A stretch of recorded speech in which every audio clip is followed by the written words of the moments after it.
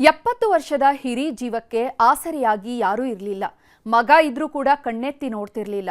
ಒಬ್ಬಂಟಿಯಾಗಿದ್ದ ವೃದ್ಧೆ ಮೇಲೆ ಕಣ್ಣಿಟ್ಟ ಪಕ್ಕದ ಮನೆಯ ಪಾಪಿ ರಕ್ತದ ಕೋಡಿ ಹರಿಸಿದ್ದಾನೆ.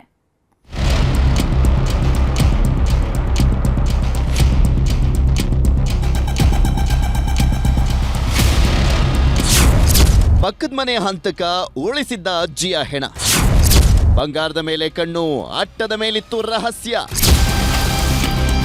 ಹಿಂದೆಲ್ಲ ಅಕ್ಕಪಕ್ಕದ ಮನೆಯವರು ಅಂದ್ರೆ ಸಂಬಂಧಿಕರಿಗಿಂತಲೂ ಕೂಡ ಹೆಚ್ಚು ಅಂತಿದ್ರು. ಸಂಬಂಧಿಕರು ಸಂಬಂಧಕ್ಕೆ ಬೆಲೆ ಕೊಟ್ಟರೆ ಅಕ್ಕಪಕ್ಕದ ಮನೆಯವರು ಕಷ್ಟ ಸುಖದಲ್ಲೂ ನೆರವಿಗೆ ಬರ್ತಾರೆ ಅಂತ ನಂಬ್ಕೊಂಡಿರ್ತಾರೆ. ಹೀಗಾಗಿನೇ ಹಳ್ಳಿ ಕಡೆಗಳಲ್ಲಿ ಅಕ್ಕಪಕ್ಕದ ಮನೆಯವರ ಜೊತೆ ತುಂಬಾ ಆತ್ಮೀಯರಾಗಿರೋದು. ಆದರೆ ಈ ಹೆಣ್ಮಗಳ ಪಾಲಿಗೆ ಅಕ್ಕಪಕ್ಕದ ಮನೆಯವರೇ ರಣ ರಾಕ್ಷಸರಾಗಿದ್ದಾರೆ. ಸಂಜೆ ಹೊತ್ತಲ್ಲಿ ಅಜ್ಜಿಯನ್ನ ಮಾತಾಡ್ಸೋದಕ್ಕೆ ಅಂತ ಬಂದವರು ರಕ್ತದ ಕೋಡಿಯನ್ನು ಹರಿಸಿದ್ದಾರೆ. ಅಜ್ಜಿ ಕೊಟ್ಟಿದ್ದ ಪಲಾವನ್ನೇ ತಿಂದು ಅಜ್ಜಿಗೆ ಮುಹೂರ್ತ ಇಟ್ಟು ಹೋಗಿದ್ದಾರೆ. ಶಿವಮೊಗ್ಗ ತಾಲೂಕಿನ ಕುಂಸಿಯಲ್ಲಿ ಅಕ್ಟೋಬರ್ 2ನೇ ತಾರೀಕು ವೃದ್ಧೆಯೊಬ್ಬರ ಭೀಕರ ಕೊಲೆಯಾಗಿತ್ತು. ಇಡೀ ದೇಹವನ್ನೇ ಚುಚ್ಚಿ ಕೊಲೆ ಮಾಡಿದ್ರೂ ಎಲ್ಲೂ ರಕ್ತದ ಕಲೆ ಇರಲಿಲ್ಲ.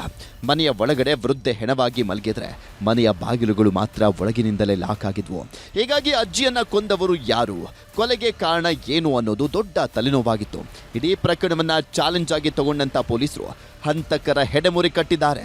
ಅಜ್ಜಿ ಕೊಂದು ಆರಾಮಾಗಿ ಓಡಾಡ್ಕೊಂಡಿದ್ದಂಥವ್ರನ್ನ ಕಂಬಿ ಹಿಂದೆ ಕಳಿಸಿದ್ದಾರೆ. ಈ ವೃದ್ಧೆ ಹೆಸರು ಬಸಮ್ಮ ಅಂತ. 70 ವರ್ಷದ ಈ ಹಿರಿ ಜೀವ ಒಬ್ಬಂಟಿಯಾಗಿ ಜೀವನವನ್ನ ಮಾಡ್ತಾ ಇತ್ತು. ತಾಯಿ ಮಗನ ಮಧ್ಯೆ ಆಸ್ತಿ ವಿಷಯಕ್ಕೆ ಜಗಳ ನಡೀತಾ ಇದ್ದಂಥ ಹಿನ್ನೆಲೆಯಲ್ಲಿ ಮಗ ಕೂಡ ಹೆತ್ತವಳನ್ನ ನೋಡ್ಕೊಳ್ತಾ ಇರಲಿಲ್ಲ. ಯಾವಾಗ ಅಜ್ಜಿಯ ಕೊಲೆ ಆಯ್ತೋ ಸಂಬಂಧಿಕರಿಗೆಲ್ಲ ಮಗನ ಮೇಲೇನೆ ಅನುಮಾನ ಶುರುವಾಗಿತ್ತು. ಮಗನೇ ಬಸಮ್ಮ ಅವರನ್ನ ಕೊಂದಿದ್ದಾನೆ ಅಂತ ದೂರು ಸಹ ಕೊಟ್ಟಿದ್ರು. ಆದರೆ ತನಿಖೆ ನಡೆಸಿದಂಥ ಪೊಲೀಸರಿಗೆ ಬಸಮ್ಮ ಮಗ ರಮೇಶ್ನದ್ದು ಏನೂ ಕೈವಾಡ ಇಲ್ಲ ಅನ್ನುವಂಥದ್ದು ಗೊತ್ತಾಗಿತ್ತು. ಹೀಗಾಗಿ ಹಂತಕರು ಯಾರು ಅನ್ನುವಂಥದ್ರ ಬಗ್ಗೆ ಇಂಚಿಂಚು ಮಾಹಿತಿ ಕಲೆ ಹಾಕಿದಾಗಲೇ ಈ ಪಕ್ಕದ ಮನೆಯ ಕಿರಾತಕರು ಕಣ್ಣಿಗೆ ಬಿದ್ದಿದ್ದು. ಮನೆಯಲ್ಲಿ ಹೋದಾಗ ಅವರು ಘಟನೆ ನಾನು ನೋಡಿದಾಗ ಬ್ಲಡ್ ಎಲ್ಲ ವಾಶ್ ಎಲ್ಲ ಮಾಡಿ ಬ್ಲಡ್ಡೇ ಸಿಕ್ಕಿದ್ದಿಲ್ಲ, ಏನೋ ಅದಕ್ಕೆ ಆಧಾರದ ಇದು ಸಿಕ್ಕಿದ್ದಿಲ್ಲ ಪೊಲೀಸ್ನವರಿಗೆ.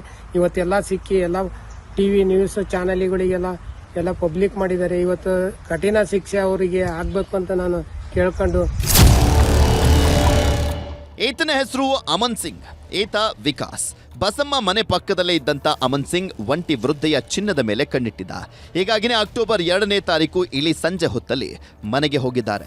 ಮೊಮ್ಮಕ್ಕಳ ವಯಸ್ಸಿನವರು ಮನೆಗೆ ಬರ್ತಾ ಇದ್ದಂತೆ ಬೆಳಗ್ಗೆ ಮಾಡಿದ್ದಂಥ ಪಲಾವನ್ನ ತಿನ್ನೋದಕ್ಕೆ ಕೊಟ್ಟಿದ್ದಾರೆ. ಅಜ್ಜಿ ಮುಂದೆನೆ ಚಪ್ಪರಿಸಿ ತಿಂದವರು ಕುಡಿಯೋದಕ್ಕೆ ನೀರು ಕೇಳಿದ್ದಾರೆ. ತಾಯಿ ಮನಸ್ಸಿನ ಹಿರಿಜೀವ ನೀರು ತರೋದಕ್ಕೆ ಅಂತ ಒಳಗೆ ಹೋಗ್ತಾ ಇದ್ದಂತೆ ಒಮ್ಮೆಲೆ ರಣರಾಕ್ಷಸರಾಗಿದ್ದಾರೆ. ರಾಡ್ನಿಂದ ತಲೆಗೆ ಒಡೆದು ಸಿಕ್ಕ ಜಾಗಕ್ಕೆ ಚಾಕುನಿಂದ ಚುಚ್ಚಿದ್ರು. ನಂತರ ಅಜ್ಜಿ ಮೈ ಮೇಲಿದ್ದಂಥ ಚಿನ್ನಾಭರಣವನ್ನೆಲ್ಲ ಎತ್ಕೊಂಡು ಅಲ್ಲಿಂದ ಕಾಲ್ಕಿತ್ತಿದ್ರು. ಮನೆಯ ಮುಂದಿನ ಬಾಗಿಲು ಲಾಕ್ ಆಗಿದ್ರಿಂದ ಯಾರಿಗೂ ಅನುಮಾನ ಬಂದಿರಲಿಲ್ಲ. ಆದರೆ ಮನೆಯಲ್ಲೇ ಡೆಡ್ ಬಾಡಿ ಇದ್ರೆ ಡೇಂಜರ್ ಅಂತ ಬೆಳಗ್ಗೆನೆ ಹೆಣ ಸಾಗಿಸೋ ಪ್ಲಾನ್ ಮಾಡಿದ್ದಾರೆ. ಹೀಗಾಗಿ ಬೆಳಗಿನ ಜಾವ ಮನೆಗೆ ಬಂದು ಇಡೀ ಮನೆಯನ್ನ ಪಿನಾಯಿಲ್ನಿಂದ ತೊಳೆದಿದ್ರು. ಹೀಗಾಗಿ ಎಲ್ಲೂ ರಕ್ತದ ಕಲೆ ಇರಲಿಲ್ಲ. ನಂತರ ಮೃತದೇಹವನ್ನ ಚೀಲಕ್ಕೆ ಹಾಕೋದಕ್ಕೆ ನೋಡಿದ್ದಾರೆ. ಇದೇ ಹೊತ್ತಲ್ಲೇ ಎದುರು ಮನೆಯ ಮಹಿಳೆಯೊಬ್ಬರು ಅಜ್ಜಿಯನ್ನ ಕರೆದಿದ್ದಾರೆ. ಮನೆಯಿಂದ ಯಾವುದೇ ಸದ್ದು ಕೇಳದಿದ್ದಂಥ ಹಿನ್ನೆಲೆಯಲ್ಲಿ ಬಾಗಿಲನ್ನ ಬಡಿದಿದ್ದಾರೆ. ಇದರಿಂದ ಬೆಚ್ಚಿ ಬಿದ್ದಂಥ ಹಂತಕರು ಹಿಂದಿನ ಬಾಗಿಲನ್ನ ಲಾಕ್ ಮಾಡಿಕೊಂಡಿದ್ರು. ನಂತರ ಎದುರು ಮನೆಯ ಮಹಿಳೆ ಮೃತಳ ಮಗನಿಗೆ ಸುದ್ದಿ ಮುಟ್ಟಿಸಿದ್ರು. ಕೂಡಲೇ ಸ್ಥಳಕ್ಕೆ ಬಂದಂತ ರಮೇಶ್ ಬಾಗಿಲು ಬಡಿಯೋದಕ್ಕೆ ಶುರು ಮಾಡಿದ್ದಾನೆ. ಯಾವಾಗ ಮನೆಯ ಸುತ್ತಲೂ ಓಡಾಡೋದಕ್ಕೆ ಶುರು ಮಾಡಿದ್ರು ಹಂತಕರ ಎದೆ ನಡುಗಿ ಹೋಗಿದೆ. ಸಂಜೆ ಸುಮಾರು 6:50 ಅಷ್ಟೊತ್ತಿಗೆ ಇವರಿಬ್ಬರು ಯಾರು ಅಮಾನ್ ಸಿಂಗ್ ಅಂತಂದು ಆತನ ಜೊತೆಗೆ ವಿಕಾಸ್ ಅನ್ನೋನು ಆತನ ಸ್ನೇಹಿತ ಇಬ್ರು ಕೂಡ ಮನೆಗೆ ಹೋಗ್ತಾರೆ. ಆಕೆ ಅಜ್ಜಿ ಹೇಳ್ತಾರೆ, ನಾನು ಪಲಾವ್ ಮಾಡಿದ್ದೀನಿ, ನಿಮಗೆ ಹಾಕ್ಕೊಡ್ತೀನಿ ಬನ್ನಿ ಅಂತಂದ್ಬಿಟ್ಟು ಕೇಳಿ ಪಲಾವ್ ಕೂಡ ಹಾಕ್ಕೊಡ್ತಾರೆ. ಪಲಾವ್ ತಿನ್ನುವಾಗ್ಲೇನೆ ನನಗೊಂದು ಸ್ವಲ್ಪ ನೀರು ಬೇಕು ಅಂತಂದು ಇತ್ತ ಅಮಾನ್ ಸಿಂಗ್ ಕೇಳ್ತಾನೆ. ನೀರನ್ನ ತರಲಿಕ್ಕೆ ಅಂತಂದು ಒಳಗಡೆ ಅಜ್ಜಿ ಹೋದಾಗ ಹಿಂದೆಯಿಂದನೇ ಇವರಿಬ್ಬರು ಸೇರ್ಕೊಂಡು ಅಟ್ಯಾಕ್ ಮಾಡ್ಕೊಂಡು ಮುಂಚೆನೇ ಒಂದು ವೆಪನ್ನ ತೊಗೊಂಡು ಬಂದಿರ್ತಾರೆ ಪ್ಲಾನ್ ಮಾಡಿಕೊಂಡು. ಸೊ ಅದರಲ್ಲಿ ಕುತ್ತಿಗೆನ ಕುಯ್ತಾರೆ. ಮನೆ ಮುಂದೆ ಜನ ಬರ್ತಾ ಇದ್ದಂತೆ ಹಂತಕರ ಬುಡ ಅಲುಗಾಡಿ ಹೋಗಿದೆ. ಕೆಲಸ ಕೆಡ್ತು ಅಂತ ಅಟ್ಟದ ಮೇಲೆ ಹೋದವರಿಗೆ ಸಣ್ಣದೊಂದು ಕಿಟಕಿ ಕಂಡಿದೆ.